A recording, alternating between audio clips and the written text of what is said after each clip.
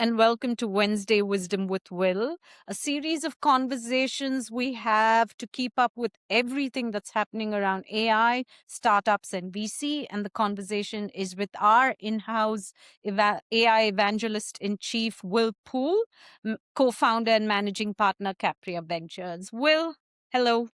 Hello, Sandhya.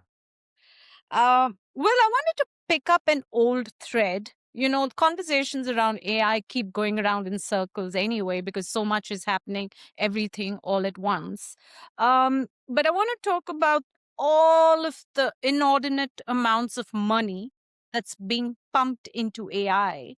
And while I understand there's not enough of a window yet to see the outcome, we're not seeing any relevant outcome for the amount of money that's going in. Um, do you think we're being unfair and expecting too much too soon? Well, let me start by addressing this. There's two parts of outcome to consider. One is profits, and the other one is productivity. And profits are undeniably not there yet. There's revenue, there's not profits. And as you said, money continues to pump in. And I think there's a continually escalating chorus of voices talking about the unlikelihood of there being an adequate return on investment for the amount of capital that's being spent today on data centers and training and so on. I do think it's something everybody has to watch. I can't call when it's going to happen. It could take weeks, could take months, could take years for a correction to happen. But let's just put that whole bubble correction aside for a moment, because the other big elephant in the room is around productivity. Yeah, and And what it means for founders. well, because if you're a founder building AI and you're trying to sell it to small, medium, large business, are they going to believe what you're telling them about productivity opportunities? Or are they going to believe what they read in the press? Right. And that's the problem, because a lot of the media has been around some very legitimate reports, studies that have said that there's not a net substantial increase in productivity. Now, you can also find similar studies that show you that there is a substantial increase in productivity. And so, like anything else that's a groundbreaking and highly complex area of study, you can find the studies that tell you what you want. And it's really up to both the customer and the founder to figure out how. You tell me a little bit, I want to push you more than landing at let's sit on the fence. Yeah, I'm not a sit on the fence person, as you know, so that's fair. And I'm a believer because of both the evidence from our portfolio companies and what they're seeing with their customers, that there is anecdotally, on a unscientific sample of however many, very serious productivity happening because of AI. And if you talk to anybody that's in this space, they will tell you the same thing. And we're not lying. This is what we actually see. Now, that said, if you try to extrapolate that to a giant enterprise or to a country, then that gets a little bit harder, because there also are places where people are adopting AI and not getting productivity from it. That could be because it's poor implementation. It could be because it's experimentation, all kinds of reasons. So I do think it's complicated. But I think that the writing is very clear. Productivity gains in targeted areas are emphatic and are there and are growing. And that, I think, any founder who's building can point to the appropriate study to back them up, and then they can point to their actually micro case of what their product is doing for their customers today and the success stories they have there. And I think there'll be plenty of them that can show good return on investment for AI. I want to stick with just the founder focus, but perhaps a slightly different lens. Just recently, last week, there was a huge meltdown, what's being called the SaaS Apocalypse of companies, the large SaaS enterprises in America. And what are implications for founders building SaaS businesses plus AI in the global South, in India?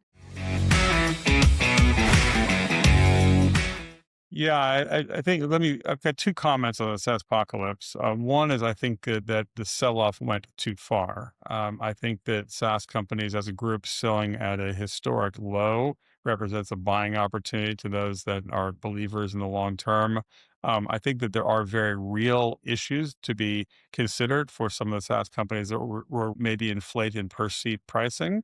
There will be pricing pressure. AI is going to put more pricing pressure, but it's not going to happen overnight, and it's not going to destroy the value in these companies because the majority of them, the smart ones, are going to figure out how to adjust their pricing models over time, how to add AI token usage, results-oriented pricing, whatever it may be, and to build a business. Some will fail, but the vast majority, I think, will succeed. That said, what this correction points to, though, is something that I think is very exciting, particularly for founders in the Global South. The Global South, by the way, has not been a consumer of expensive SaaS product, right? You don't find big Salesforce, Indeed. SAP implementations in the Global South medium enterprises. Only the largest multinationals have any of that stuff, right? The Yeah. majority of them running on either home or systems, but certainly nothing like that. So here's what's exciting. You can now imagine a company, very modest sized company, anywhere in Global South, adopting a database driven system of record that's not expensive for them to make sure you have a single source of data in the company, and then having either locally developed local providers, small, medium providers who build on top of their database, or their own in-house team build on top of their database to build the workflow and the solutions that they need specific to that business. And that's now cost effective, right? It was not cost effective before. And the global players were never meeting the needs of the local customers, either because they're too expensive or not relevant. Well, now you can have things that are affordable and relevant. And that to me is very exciting. So the SaaS apocalypse is one side of the story, but the other side is what actually can happen now. And it's actually been happening in the global south.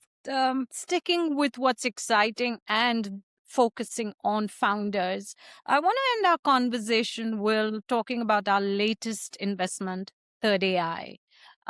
It's a company that's really using AI to build something and solving something that's big and interesting and scalable. Tell us something about that.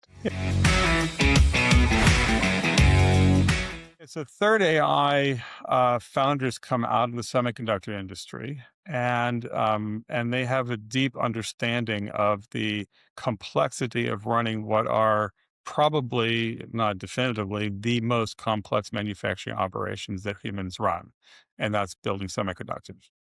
And and just if you don't know this world, it can be summarized very simply as imagine you go into a factory floor that's the size of a couple of football fields, and it's full of machines. And these machines are all hooked together, and they might cost $1 billion or more. And they're multiple lines of machines, and they all take inputs in one end and spit out working chips at the other end. And the complexity to make that happen is hard to comprehend for any human. So the problem is that any one of those machines going a little bit out of spec, and the entire production line stops, right?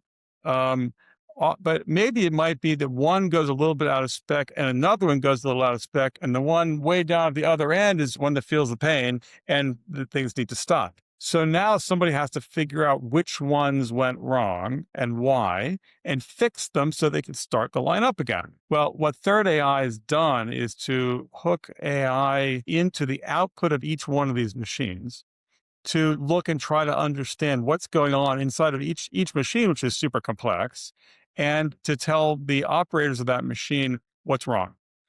So it's using a new kind of inferencing called causal AI that can look at this complex set of information and try to sort out what's actually wrong with that machine, and then help the human more quickly get that machine up and running. And the next step, of course, is having the causal AI look at not the output of one machine, but of each of the machines, and try to figure out altogether why are they working or not working in the harmony they need to work to ultimately spit out these incredibly valuable things called chips. So that's what Third AI is doing. It's cutting edge AI technology. It's solving a big problem that literally can be, opportunity in one of these fabs. And I think it's going to sit AI sitting right alongside of very skilled humans to make these machines run with a higher uptime and more productivity. And that's an absolute great example of what is possible with AI, right? Which may not have been possible before. For sure, and it's the AI is not replacing these technicians, it's actually just making them smarter, Enhancing them. faster, and letting it might let one technician handle more machines than they were before, but most likely what it's doing is it's decreasing the downtime. So the Yeah. same number of people have to be there, but the factory will be up more, it'll be producing more, be ultimately more profitable with the same hardware employed, the same people employed. And a good note to end on, an optimistic, exciting note. Thanks, Will. I enjoyed our conversation. Until next time. Thanks, Sandhya.